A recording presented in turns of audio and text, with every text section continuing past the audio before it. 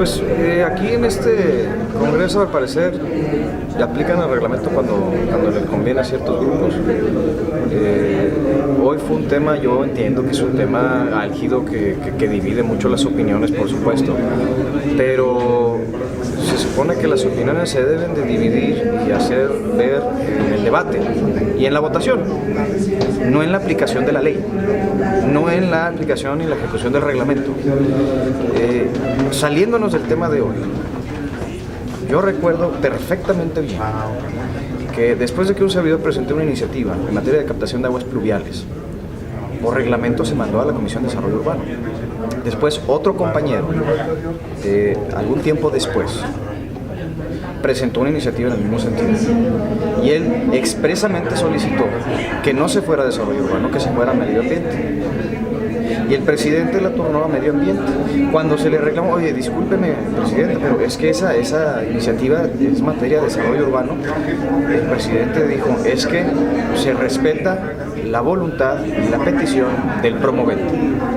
Esa fue la respuesta. El día de hoy, la promovente solicitó expresamente que la iniciativa que ella presentó se tomara a una comisión, independientemente si es la comisión que yo presido o no, a una comisión específica. Aunque el reglamento, debemos de reconocerlo, dice que cualquier tema relacionado con los temas civiles tiene que pasar, como es una modificación del Código Civil, por la Comisión de Legislación. Pero aquí no solamente no se respetó la solicitud de la promovente, se quiso aplicar ahí el reglamento y bueno, ante la solicitud de que se fuera entonces en Comisiones Unidas, no. Es más, vamos a someter a votación del Pleno si se va o no a Comisiones Unidas.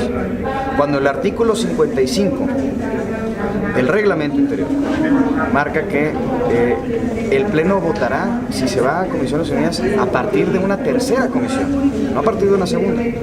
No solamente no se respeta la voluntad y la petición de la promovente, se vulnera el artículo 55 del reglamento interior y se aplica, a contrario de natura de lo que ya hemos visto en el semestre anterior, con discrecionalidad del reglamento a conveniencia de los grupos que no quieren que las cosas transiten. Ahora, ya vimos la votación en el Pleno, ya sabemos cómo están las posturas de las distintas bancadas con respecto a ese tema. ¿Por qué entonces transgreden la aplicación del reglamento a discreción? ¿Por qué entonces no aplican el reglamento como lo marca el propio reglamento y someten esto a debate, someten esto a votación y simplemente dejan que el asunto no pase? Y ya. Que por eso somos una legislatura de debate, somos un poder legislativo, precisamente discutimos los temas y que gane la mayoría. Lo que no se vale es discrecionalmente aplicar o dejar de aplicar una disposición reglamentaria. Y escudarse en que no, es que como eso no está previsto, entonces lo decide el Pleno. Cuando cosas que sí están previstas, se las brincan y luego a discreción dicen, no, es que se turna esto, se turna la otra, es que se respeta la voluntad del promovente cuando eso no está dispuesto por el reglamento. O sea, no se vale que le den trato desigual cuando debemos de ser tratados por igual a todos, independientemente de cuál sea la iniciativa. Yo cité como ejemplo claro, ni siquiera una iniciativa al día de hoy, cité como ejemplo claro una iniciativa de desarrollo urbano en materia de captación de aguas pluviales. Como a dos iniciativas en el mismo sentido se le dio tratamiento distinto, de manera discrecional. Ese es un antecedente que tenemos y hoy, el día de hoy, es otro antecedente que ya tenemos, en donde la verdad aquí, no sé, la mesa directiva ¿a qué está jugando? Aquí la responsabilidad inicial es del diputado que estaba fungiendo como presidente, pues no comulga con este tipo de decisiones a favor de Independientemente de sus opiniones personales, él al momento de presidir buscó la forma de que esto se saltara lo que procede conforme al reglamento, quizás motivado en sus ideologías personales. El tema aquí es que ni la oficialía mayor les está asesorando de la manera correcta de cómo deben de aplicar el reglamento, o bien les están asesorando de manera cómo se pueden saltar y brincar las trancas del propio reglamento para que se aplique a conveniencia. Esto es porque la comisión de Félix Rocha no está atendiendo estas iniciativas. Pues yo creo que es porque no quieren abrir este tema a debate y utilizan a veces el rezago legislativo que tienen muchas comisiones para decir es que tenemos mucho trabajo, si se está estudiando, se va a estudiar en su debido momento. Que yo no tengo nada en contra del diputado Rocha. Todo lo que he trabajado con él lo he encontrado bastante profesional al respecto, y ya el día de hoy pues él fue respetuoso de la decisión que se votó en el pleno, aunque fue una votación apócrifa, pero respetó la voluntad del pleno. Ahora también ya respetó también el exhorto que le hizo la presidencia de decir, bueno, cuando nos llegue la notificación de la Suprema Corte, habremos entonces de modificar la ley, y si no, pues yo retorno. Confiemos en que él entonces honre su palabra. No era innecesaria esta iniciativa, digo, toda vez que el fallo de la Suprema Corte en automático ya deja establecido... En automático invalida, sin embargo la ley no cambia, a menos de que la cambie el legislativo estatal. Pero deja inválidos esos... Sí, pero imagínate, tenemos una ley que no ha cambiado, pero que ha sido decretada inválida. Entonces, ¿para qué la mantienes vigente? Si ya te dijeron que es ilegal. O sea, este es un asunto de legalidad. Ya ni siquiera es un tema, ya ni siquiera es un tema de matrimonio igualitario, ya ni siquiera es un tema de derechos humanos, ya es un tema de legalidad, en el más puro y estricto sentido de la facultad y la labor legislativa que nosotros tenemos que tener, y del acato que tenemos que tener por el balance de poderes que representa el Poder Judicial para con nosotros. Es un asunto de legalidad. ¿No podrían incurrir en desacato el Congreso? No, se invalida el articulado. No pueden hacer o decir, decirnos qué hacer o cómo modificar nuestras leyes, porque sería una invasión de esferas competenciales. Sin embargo, me imagino que esta iniciativa el día de hoy busca anticiparnos a lo que de cualquier forma debería de hacer el Poder Legislativo, ¿no? Es ajustar y modificar el Código Civil conforme a lo que ya estableció la Suprema Corte no debe de contener, porque es una transgresión a los derechos humanos y las libertades civiles de la gente. Pero no hay una voluntad, o sea, en general, este no es el único tema, hay muchos otros temas en donde vemos que nuestra legislación es completamente retrógrada, no se reconocen los derechos de los grupos en situación de vulnerabilidad, no existe una ley que realmente haga esa protección que debe de tener a las personas, una realmente distribución equitativa de los derechos y obligaciones de hombres y mujeres, de las personas en situación de calle, en situación de migración, de los grupos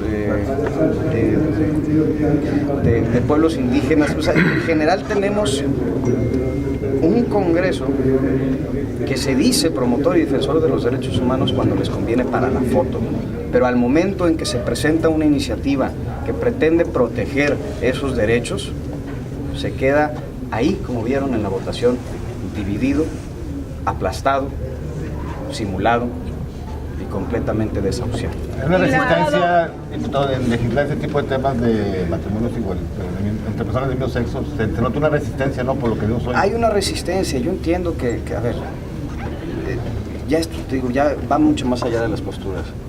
Este es un tema de respeto al derecho, respeto a la ley, respeto al mandato de la Suprema Corte. ¿No se necesitaba la notificación, diputado? Pues no debería de ser necesario. Si ya vemos que ese es el sentido de la decisión de la Corte, ¿por qué esperar a que llegue la notificación para entonces ya hacer lo propio?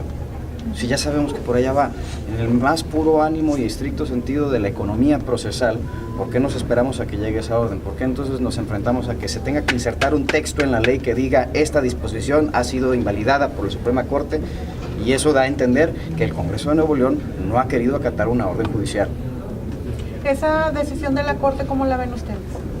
Pues va muy en manera armónica lo que establecen los distintos tratados en materia internacional y las tendencias que a nivel nacional e internacional han ido evolucionando la aplicación del derecho civil. Yo sé que es un tema que divide mucho la opinión pública, pero es también un tema que ha estado aquí por generaciones y que cada vez ha cobrado más fuerza. Y esa fuerza ha cobrado también legitimidad, y esa legitimidad ha sido reconocida por la Suprema Corte y por nuestras leyes. Entonces, más allá de las opiniones y de las posturas, debemos de respetar el hecho de que somos un Estado que se rige por la ley. Si realmente nos molesta cuando la ley es transgredida y no se acata y no se cumple en otros temas, por qué en estos temas sí vamos a hacer nosotros las distinciones.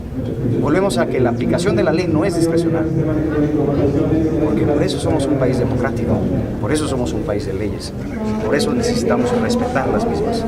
Ya lo dijo la maestra, la ley se cumple, no se vota. Diputado, en otro tema preguntarte sobre este anuncio que hacen alrededor de 13 rutas de transporte público, en el sentido de que a partir del día 1 de marzo suspenden sus actividades porque no han obtenido pues respuesta del gobierno del estado a sus peticiones. Yo creo que la inactividad del gobierno del estado en este punto, que ha arrastrado ya desde hace mucho tiempo, lo hace directamente responsable de no poder proveer condiciones óptimas para la operación del servicio y para la prestación de ese servicio, tanto para transportistas como usuarios respectivamente. Esto es algo que ya se veía venir. Desde hace mucho tiempo los propios transportistas han estado diciendo que el sistema de transporte público está al borde del colapso, porque no hay manera en que sus costos de operación, se han encarecido de manera exponencial, continúen operando de la misma forma. Y hay muchas otras cosas, además de un tarifazo, que pudiesen aliviar estos temas. Los propios transportistas dicen que, por ejemplo, una reestructuración de muchas de las rutas urbanas, que al día de hoy han quedado completamente obsoletas, podrían aliviar mucho la situación en que se encuentra el sistema de transporte urbano. Que el cambio de esquema de pago a los transportistas podría también aliviar mucho los costos de operación, porque ya no sería un tema de pasaje, sino de kilómetro recorrido. Hay muchas cosas que se podrían hacer, pero se busca perpetuar e incluso hasta entorpecer, si estudiamos bien la nueva ley que propone el Ejecutivo, el actual sistema. No se busca transitar hacia una operación más transparente, más homogénea, más pareja, más justa, menos controlada por la fuerza política, como ya se hace en otros países del mundo y en otros incluso estados de la República, donde sí hay un sistema de transporte público eficiente y con una buena operación, y en donde el gobierno no mete mano. Pero pareciera que cada vez que se quiere hacer un proyecto, que se debe de hacer un proyecto en beneficio de la base de la sociedad, el gobierno quiere meter mano, y es donde entorpece y completamente destroza el propósito de ese proyecto y el transporte público en el excepción. Del caos que se pudiera generar si se concreta esta suspensión de rutas, ¿es responsable directamente el gobierno del estado? Por supuesto que sí. Claro, porque hoy por hoy la administración de todo el transporte público del estado está a cargo del gobierno del estado, está a cargo de la Agencia Estatal del Transporte, una agencia que no sirve para nada y que debería desaparecer por completo. ¿Debería de tener ya un plan B para enfrentar esta contingencia si se presentara? Que nos digan cuál es su plan A. Antes de que nos digan, antes de un plan B necesitan tener un plan A, que no sea simplemente perpetuar las cosas así como están, aumentar las tarifas de manera indefinida. ¿Por qué? Porque estamos viviendo un déjà vu. Esto ya se vio hace 3 años y esto se va a volver otra vez a ver en 3 años de aquí. ¿Por qué? Porque los costos y la inflación va a seguir siempre subiendo.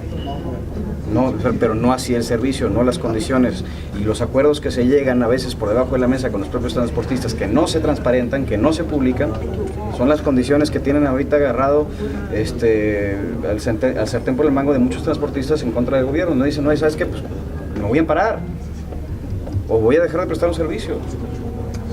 ¿Por qué? Porque tú no me puedes ofrecer mejores condiciones de operación. Y el gobierno no se quiere meter, porque no quiere asumir el costo político de lo que le represente a una cosa u otra. ¿Y le va a salir peor? Pues le está saliendo más caro, porque al final del día está poniendo a toda la sociedad civil en su contra, a los usuarios en su contra, a los transportistas en su contra, a este Congreso entero en su contra, entonces, a los medios de comunicación en su contra, porque no hay absolutamente ningún respingo de liderazgo y de administración efectiva en materia de transporte público en este momento. Es la primera ocasión en que este problema pues se alarga tanto en lo del aumento y todo esto. ¿Qué es lo que falta, diputado? ¿Voluntad? Es un tema de voluntad. No hay gobierno. En materia de transporte público, en muchos temas también, no nada más transporte público, pero en este en específico no hay gobierno. Hay una ausencia de voluntad, una ausencia de querer arreglar las cosas, de propuesta, y también hay una ausencia de apertura a recibir otro tipo de propuesta que no sea apruébenme la ley que les acabo de presentar. Esa ley está mal. Esa ley va a perpetuar el colapso del transporte público y esa no puede pasar, no es aceptable. Diputado, nada más por último preguntarle de mi parte sobre pues esta medición que realiza el INAI, donde el Congreso de Nuevo León sale reprobado en materia de transparencia y se ubica pues entre los estados coleros en este tema. Vi ese reporte, no es algo que enorgullezca que tengamos tanta deficiencia en materia de transparencia, que a pesar de que con respecto a su último reporte subió la calificación del Estado, es una calificación que todavía es muy pobre y que tenemos mucho. O sea, refleja que pese a los esfuerzos que se han hecho, que se buscan hacer, hay mucho camino que recorrer. Y yo creo que la tendencia a cada vez tener un parlamento más abierto, un gobierno más transparente, una política pública más incluyente, la ciudadanía se va a sentir mucho más representada y vamos a tener cada vez una mejor calificación. Pero tenemos que empezar por humildemente reconocer que tenemos un problema de transparencia y tenemos una crisis de opacidad al interior de los tres órdenes de gobierno, porque no se ve con claridad realmente cuáles son los indicadores que merecemos darle a la ciudadanía. Entonces, por ahí debemos empezar. Hay que trabajar muy de cerca con el INAI y con la COTAI precisamente para poder cumplir al máximo la disposición que la ley propia nos marca. Diputado, ¿podríamos decir que en el Congreso o el Palacio es transparente? ¿Hay transparencia? Hay muchas cosas que no se transparentan. Hay muchas cosas que se hacen a modo. Hay muchas cosas que se operan en fast track y muchos acuerdos que están hablando. Y muchas cosas que se deberían hacer con una mucho mayor apertura y pues hoy podemos ver una... Diputado, sí, en la encuesta... Estamos votando el tema de los comisionados de ciudadanos de transparencia. Voy a votar y regreso inmediatamente. Sí. Gracias. De tanta simulación a veces en los procesos legislativos, igual que en general en los procesos de gobierno. Entonces debemos de aspirar a hacer aquello que la gente nos exige. Cada vez más transparentes, más incluyentes y con mucha mayor apertura. Ahorita se presentó también una iniciativa en relación a la protección a periodistas y a defensores de derechos humanos. Así es. Tenemos un Estado y un país que representa un gravísimo peligro para los protectores de derechos humanos y específicamente para todas las personas que se dedican al periodismo. Somos el tercer país más violento en contra de periodistas en el mundo y los dos países que nos anteceden, que nos superan, son países en situación de guerra, lo cual hace que realmente seamos un país mortífero para quienes estén practicando esta profesión, de llevarle a la gente su derecho a saber la verdad y de informar.